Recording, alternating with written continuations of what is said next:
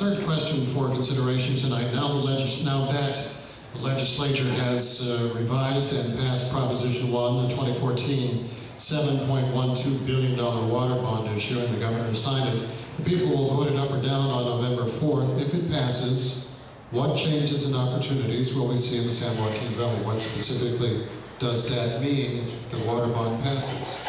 Well, in this, probably not the smallest portion, but obviously the infrastructure portion, if we build reservoirs, and I know a lot of people don't connect the two, but reservoirs up the northern part of California do impact us here in the valley. It changes when water can be released, allows us to hold it for longer periods of time, and then have more opportunities throughout these drier periods to pump water out of the delta. As long as we're able to get our legislation passed, then it should all work together.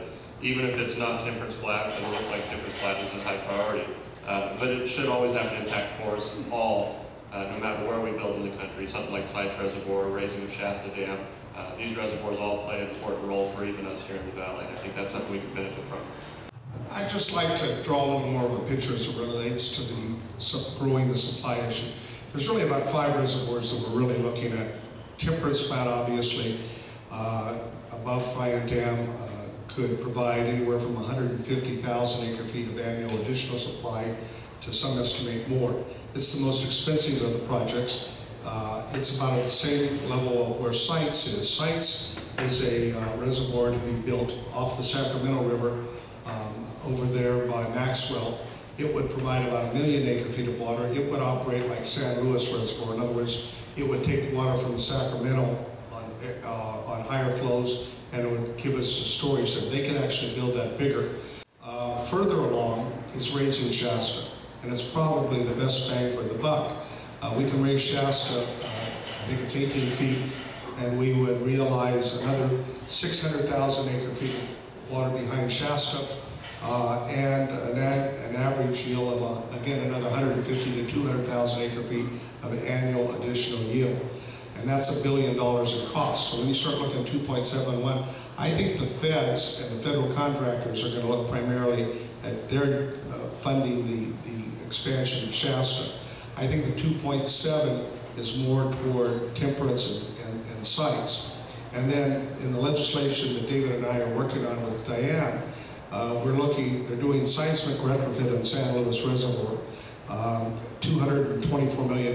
For another $120 million, we can raise San Luis 10 feet.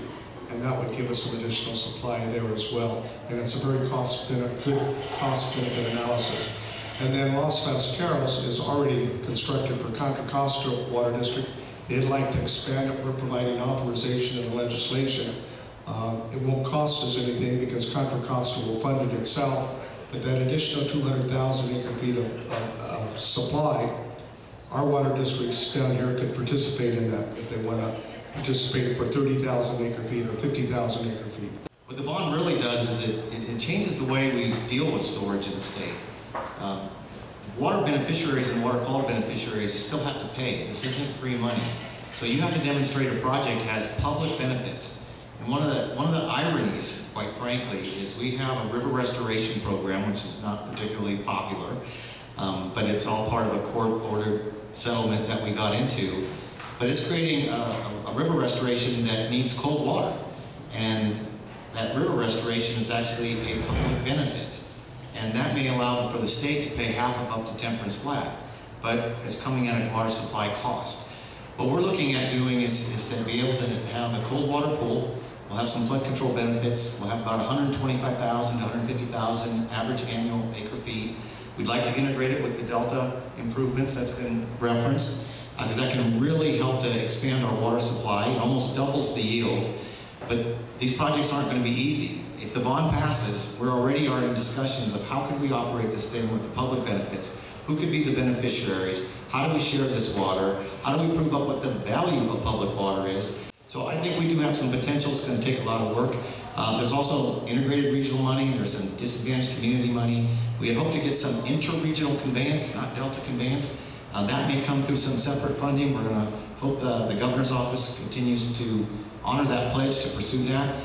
And I think this is actually a bond that has some real water in it. For the valley, there's some additional opportunity, and as important as storage is, There are also some other important things that we need public funding assistance with. We're going to get into some discussion here in a bit about some of the local project opportunities that involve groundwater recharge and groundwater banking development, some local water use efficiency investments. This groundwater management law that has just been passed is going to require the expenditure of significant amounts of money to develop the data to determine what is the safe or sustainable yield of a groundwater basin. And so the bond has about $100 million earmarked for local assistance to develop those groundwater management strategies. This valley is encumbered by contaminated groundwater from various sources that are affecting the drinking water quality supplies of some of our local disadvantaged communities. So there's funding in this bond to assist with cleanup or provision of alternative water supplies to some of those disadvantaged communities.